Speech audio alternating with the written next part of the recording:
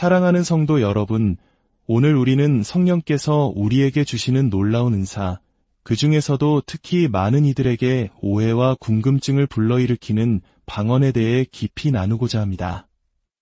이 귀한 말씀을 듣기 전에 잠시 시간을 내어 구독과 좋아요를 눌러주시면 하나님의 살아있는 메시지가 더 많은 영혼에게 닿는 귀한 통로가 될 것입니다. 여러분의 작은 손길이 복음의 씨앗을 퍼뜨리는 사역에 동참하는 길임을 믿습니다. 이 채널을 통해 주님의 은혜와 평강이 여러분의 삶에 늘 가득하기를 축복합니다. 성령께서 여러분의 삶과 예배 가운데 강물처럼 흐르시는 것, 그것은 참으로 아름답고 감격스러운 경험입니다. 하지만 우리는 동시에 우리 곁에 앉아있는 형제자매들을 늘 기억해야 합니다. 공동체 안에는 아직 믿음이 연약하여 우리의 세심한 배려와 도움이 필요한 이들이 있습니다. 또한 우리와는 다른 기질과 성품을 가진 이들도 있음을 인정해야 합니다. 우리의 가장 중요한 사명 중 하나는 교회를 지키고 돌보는 것입니다. 예배의 자리를 거룩하고 분별력 있게 유지하여 믿지 않는 이가 우연히 들어왔을 때 저 사람들은 모두 미친 것 같군. 알아들을 수 없는 말만 계속하고 있잖아 라고 생각하며 발길을 돌리는 일이 없도록 해야 합니다. 사도 바울은 고린도전서에서 이렇게 말씀하셨습니다. 깨닫는 마음으로 5마디 말을 하는 것이 1만 마디 방언으로 말하는 것보다 낫다. 왜냐하면 교회의 최우선 목표는 개인의 영적 체험을 과시하는 것이 아니라 공동체 전체의 덕을 세우고 서로를 굳건하게 세워주는 것이기 때문입니다. 통역의 은사 없이 하나님의 지식을 사람들에게 열어주지 않고 계속해서 방언으로만 말하는 것이 과연 지혜로운 일이겠습니까? 그것은 어리석은 일이며 오히려 하나님의 영광을 가리는 일이 될 수 있습니다. 여러분이 하나님의 교회 안에서 무엇을 하든지 그리스도의 몸된 교회를 세우는 일에 최선을 다해야 한다는 것을 항상 기억하십시오. 그런데 성경은 방언에 대해 아주 흥미로운 말씀을 하십니다. 바로 방언이 믿지 않는 자들을 위한 표적이라는 것입니다. 다시 말해, 방언은 이미 믿고 있는 성도들을 위한 것이 아니라 아직 하나님을 알지 못하는 이들을 위한 증거가 된다는 뜻입니다. 이는 언뜻 듣기에 모순처럼 들릴 수 있습니다. 어떻게 성령의 은사가 믿는 자가 아닌 믿지 않는 자를 위한 것이 될 수 있을까요? 이 깊은 의미를 설명하기 위해 제가 직접 겪었던 한 놀라운 이야기를 나누고자 합니다. 이 이야기는 여러분의 신앙에 큰 도전과 격려를 줄 것이라 믿습니다. 오래전 제 친구가 영국의 한 웨슬리안 교단의 큰 집회에 참석한 적이 있습니다. 그곳에서 그는 자신의 민족을 향한 뜨거운 열정으로 가득 찬 한 젊은 설교자를 보게 되었습니다. 그의 얼굴과 온몸에서 영혼을 향한 애끓는 마음과 기도의 무게가 느껴졌다고 합니다. 제 친구는 그 설교자가 영적으로나 육적으로나 매우 지쳐 있음을 알 수 있었습니다. 집회가 끝난 후 친구는 그에게 수표 한 장을 건네며 말했습니다. 형제님, 이 수표를 가지고 브래드포드에 있는 제 친구 이글스워스 형제의 집으로 가십시오. 그리고 며칠 푹 쉬면서 휴가를 보내세요.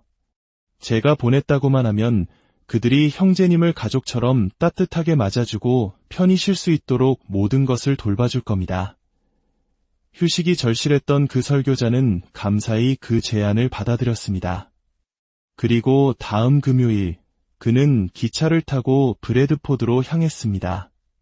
그런데 그가 도시에 도착해서 가장 먼저 한 일은 이글스워스라는 사람의 집을 찾아가기 전에 지역 기독교 청년회에 들러 그에 대해 묻는 것이었습니다. 청년회 사람들은 그에게 이렇게 경고했습니다. 아, 이글스워스 씨라면 아주 잘 알죠. 조심하셔야 합니다. 그 사람은 방언을 말하는 이상한 집단에 속해 있습니다. 우리는 그것이 악마에게서 온 것이라고 믿습니다. 그러니 그들의 이상한 교리에 빠지지 않도록 각별히 주의하십시오. 그 말을 들은 설교자는 자신만만하게 대답했습니다. 걱정 마십시오. 저는 그런 것에 넘어갈 사람이 아닙니다. 저는 충분히 지혜로우니까요. 그렇게 그는 불신과 경계심으로 가득 찬 채 저희 집을 찾아왔습니다. 그는 훌륭한 설교자였고 하나님의 말씀에 대한 지식도 풍부했으며 신실한 사람이었습니다. 하지만 그의 마음은 방언이라는 은사에 대한 강력한 불신으로 꽉 막혀 있었습니다. 참으로 놀라운 것은 믿는 자들 안에 있는 불신이 얼마나 강한지 모릅니다. 저는 죄인들을 위해 기도할 때 거의 어려움을 겪지 않습니다. 예수님에 대해 아무것도 모르는 죄인이 기도 가운데 치유받지 못하는 경우를 거의 본 적이 없습니다. 하지만 이미 믿는다고 말하는 성도들을 위해 기도할 때 그들은 종종 치유받지 못합니다. 왜일까요? 바로 그들 안에 있는 불신 때문입니다. 하나님께서는 여러분을 나약하고 무기력한 존재로 만들기 위해 선택하신 것이 아닙니다. 하나님은 여러분을 온전함의 정상으로 이끌어 약함이 아닌 강함과 거룩한 성품을 지닌 자녀로 빚으시기 위해 선택하셨습니다. 지금 이 말씀을 듣고 있는 누군가에게 주시는 메시지입니다. 두려워하지 마십시오. 하나님께서 당신을 선택하셨습니다.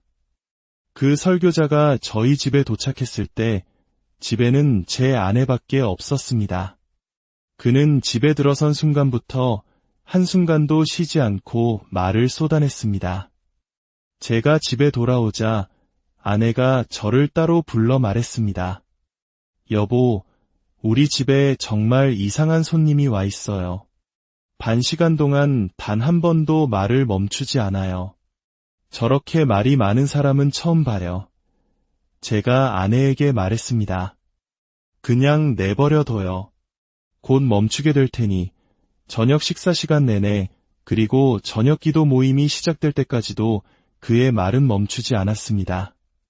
그는 자신이 말을 멈추는 순간 다른 생각이, 특히 자신이 경계하는 성령의 역사가 마음에 들어올 틈이 생길까 봐 두려워했던 것입니다. 그래서 그는 다른 모든 소리를 차단하기 위해 계속해서 말을 했던 것입니다. 집안은 기도회에 참석하려는 사람들로 가득 찼습니다. 마침내 제가 그에게 말했습니다. 형제님, 오신 이후로 계속 말씀만 하셨군요. 이제 우리는 기도해야 합니다. 오늘 밤은 우리 기도 모임이 있는 날이니 이제 말씀을 멈춰 주십시오. 그가 마지못해 무릎을 꿇었을 때 하나님의 놀라운 능력이 그곳에 임했습니다. 그날 밤 전에는 단 한 번도 경험하지 못했던 특별한 일이 일어났습니다. 우리는 보통 찬양으로 모임을 시작했지만 그날은 모두가 기도의 자세로 조용히 엎드렸습니다. 그때 벽난로 양쪽에 무릎을 꿇고 있던 두 젊은 자매가 마치 약속이라도 한 듯 동시에 방언으로 기도하기 시작했습니다. 그 소리가 들리는 순간 불신으로 가득 찼던 그 설교자는 소스라치게 놀라 벌떡 일어났습니다. 그는 두 손으로 귀를 막은 채 한 자매에게 미친 듯이 달려가 귀를 기울였습니다. 그리고는 다시 다른 자매에게로 달려갔습니다. 그는 두 사람 사이를 몇 번이나 정신없이 오갔습니다. 마침내 그는 제게 와서 말했습니다. 형제님, 제 방으로 먼저 올라가도 되겠습니까? 물론입니다, 형제님. 우리는 그 후로도 놀라운 은혜 가운데 기도회를 계속했습니다. 그리고 다음날 새벽 3시 30분쯤 그가 제 방문을 두드렸습니다. 들어가도 되겠습니까? 그는 들어오자마자 입을 손으로 막은 채 더듬거리기 시작했습니다. 이게 제게도 왔습니다. 형제님, 다시 침대로 돌아가 쉬십시오. 다음날 아침 식사 자리에서 그는 환한 얼굴로 외쳤습니다. 어젯밤은 정말 놀라운 밤이었습니다. 제가 물었습니다. 어떤 점이 놀라웠다는 말씀이십니까? 그는 흥분하며 자신의 경험을 털어놓기 시작했습니다. 사실 저는 이곳에 오기 전에 당신들이 악한 영의 능력에 사로잡혀 있다는 경고를 들었습니다. 그래서 저는 불신으로 가득 찬 채 절대로 그런 것에 영향을 받지 않겠다고 굳게 결심했습니다. 한순간도 말을 멈추지 않으리라 마음먹었지요. 하지만 당신이 모두에게 기도하라고 했을 때, 그리고 그 두 자매가 방언으로 말하기 시작했을 때 저는 그들에게 달려갔습니다. 저는 헬라어와 히브리어를 알고 있습니다. 그런데 놀랍게도 한 자매는 유창한 고대 헬라어로, 다른 자매는 정확한 히브리어로 제게 똑같은 메시지를 선포하고 있었습니다. 하나님께로 돌아오라. 내 마음을 바로 하라. 그의 지성과 이성이 그토록 부인하려 했던 영적인 현상이 바로 그 자신의 지식을 통해 부인할 수 없는 현실로 증명된 순간이었습니다. 그는 계속해서 말했습니다. 그 메시지가 저를 위한 것임을 깨달았습니다.